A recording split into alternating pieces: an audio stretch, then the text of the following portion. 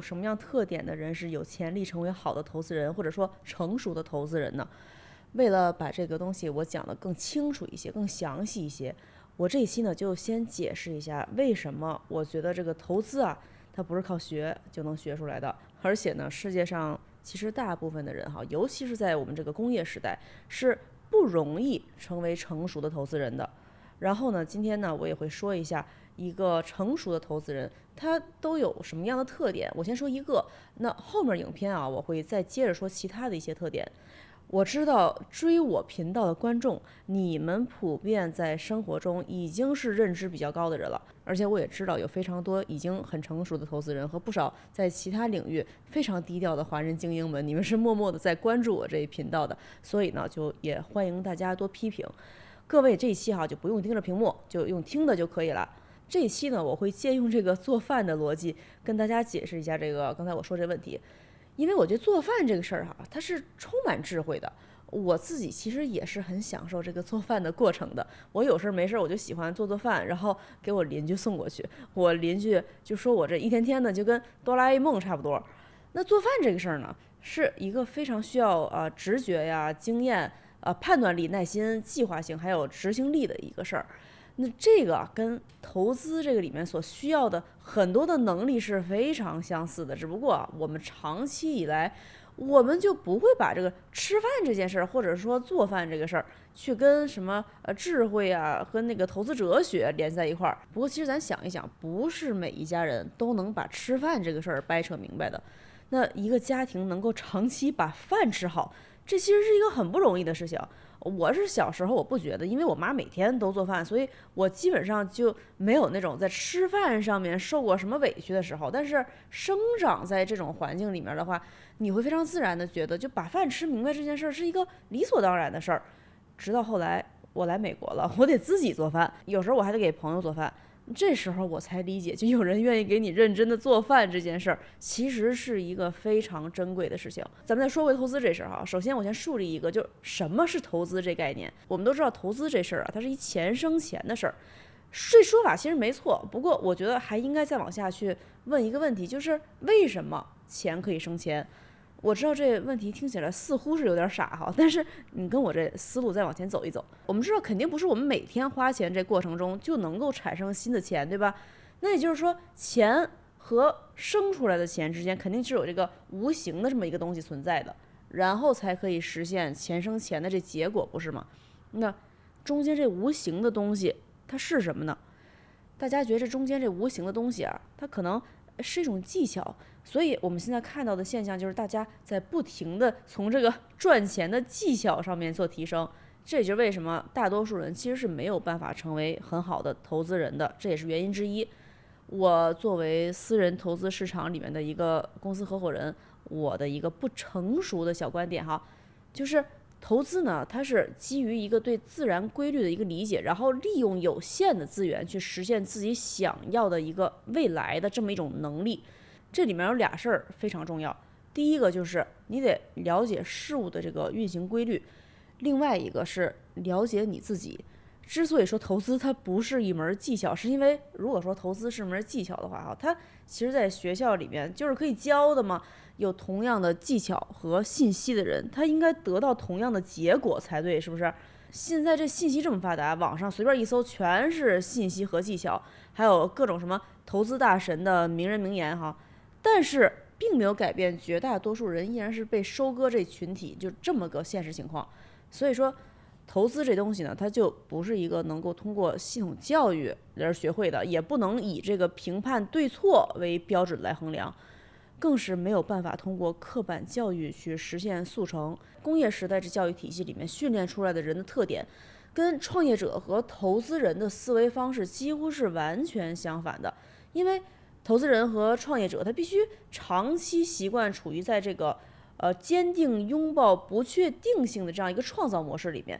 這種模式跟自然運行的規律是很一致的，因為自然的屬性就是無常嘛。但是這個工業時代教育體系裡面訓練出的人對於確定性是有一種過分執着的，那具有更強的機械性和服從性，所以靈活度相對來講就比較低，但執行力和技術性相比就比較強一點。做飯呢，它就是一個靈活性和創造性非常高的一件事情。這就好比說同樣的食材，同樣調料，你讓2個不同的廚師去做，他做出來的这個口味肯定是不一樣的。因為你這個鹽啊、糖啊、醬油啊，這個配料如果都是一樣的話，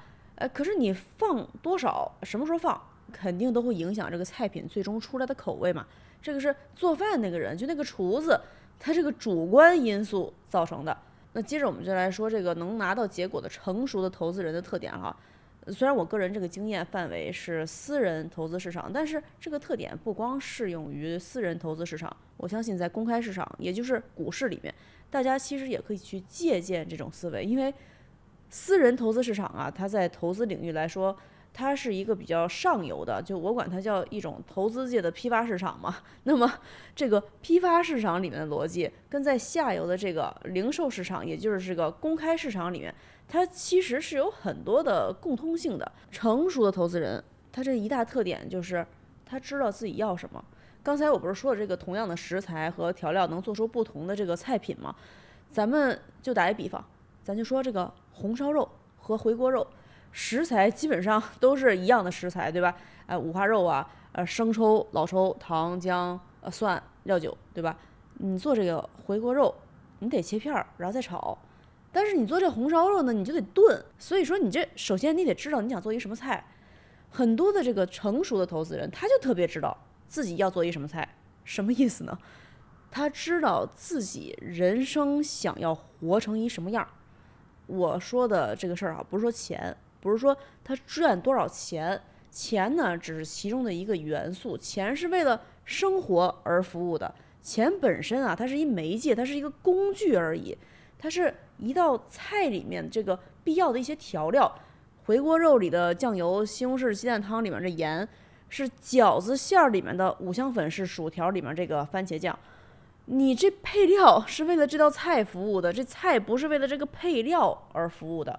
雖然說我這頻道呢是討論經濟和投資的，但是我想跟大家傳遞一個理念，就是說我們一定不要把錢當做人生的目標。因为有一個幸福感和滿足感的這個生活，它是來自於一個人的一個個人狀態的，它不是來自於這個政府來定義價值的這個工具上面，也就是錢嘛。我之前就跟我一朋友聊天的時候，我就說，如果說哈把投資這個事兒它當做一個範圍的話，中間這條線兒是錢，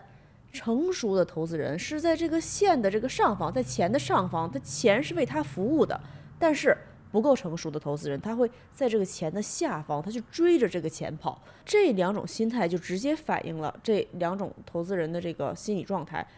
那這兩種投資人在生活中的狀態肯定是不一樣的，因為一個人的思維認知在不同領域是不會出現這種翻天覆地的變化的，它肯定是相通的。這也就是為什麼在沒有想明白自己想要過一個什麼樣的人生之前，或者是說呢，在沒有很好的了解自己之前，就已經擁有比較豐厚的這個物質生活的人，內心是更容易產生巨大的這個空虛感的。比如說哈，年輕的時候還處在一個非常迷茫的這個階段，順手買一張彩票，萬萬沒想到實現了乍富，這個就相當危險。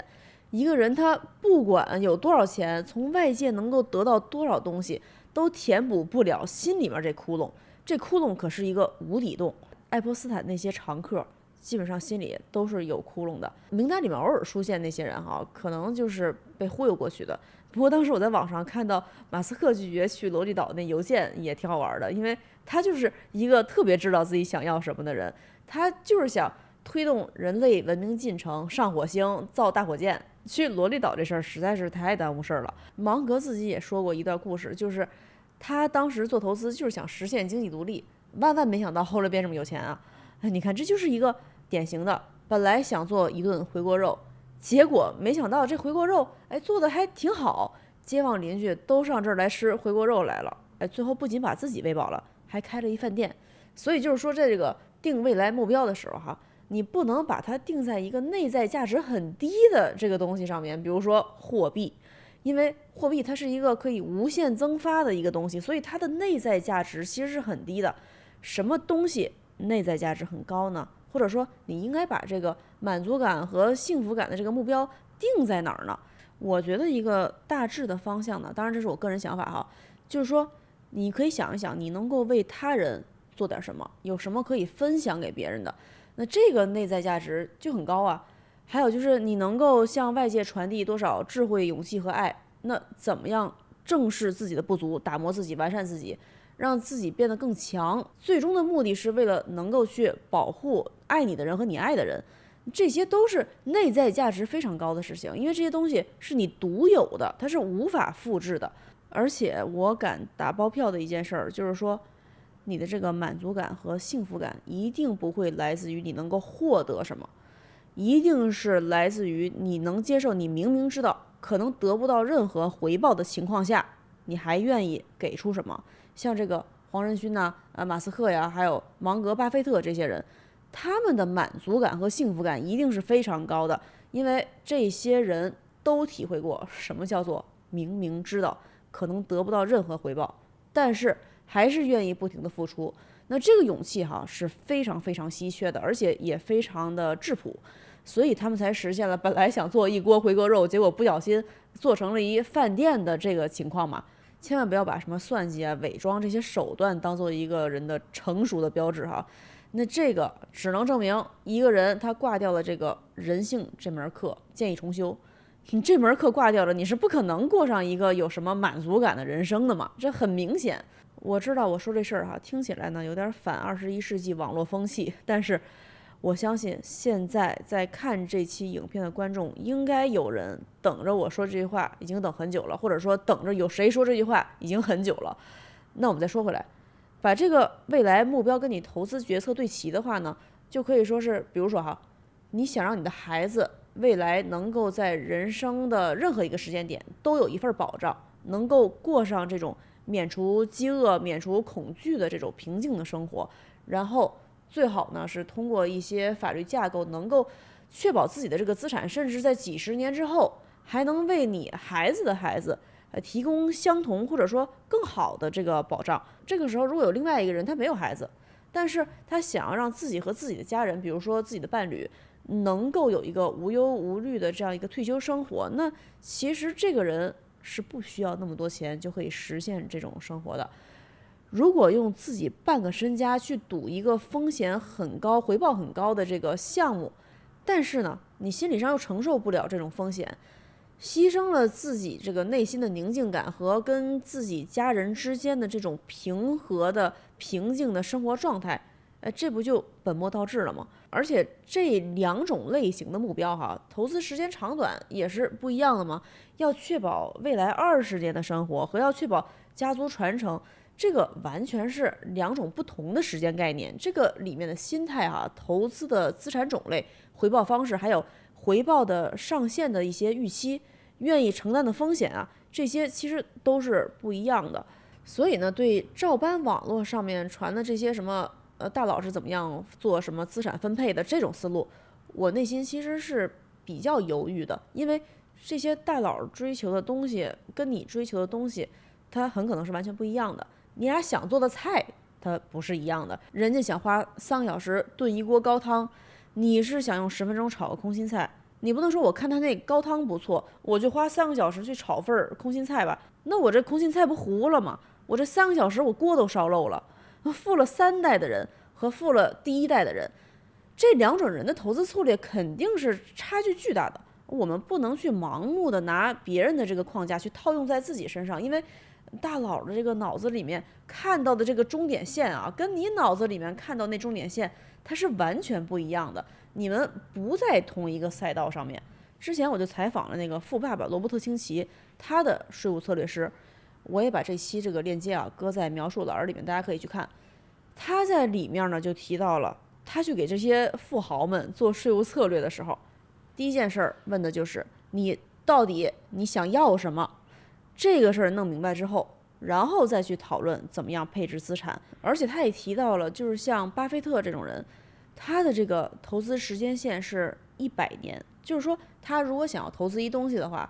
他想的不是說我要幾個月撤出來，幾年撤出來，5年10年撤出來，他想的是這投資決策或者是說這個資產，如果說我要保留100年的話，那我是不是還願意一直持有它？那他是这個思路。那為什麼巴菲特是照着這個100年的這個思路去投呢？因為人家有這個 Berkshire Hathaway 啊，人是有壽命限制的，但是一個企業、一家公司、一個機構，它可是沒有壽命限制的啊。我們不是每一個人都有一個 Berkshire Hathaway， 不是嗎？不過哈，也有一個特例，就是說，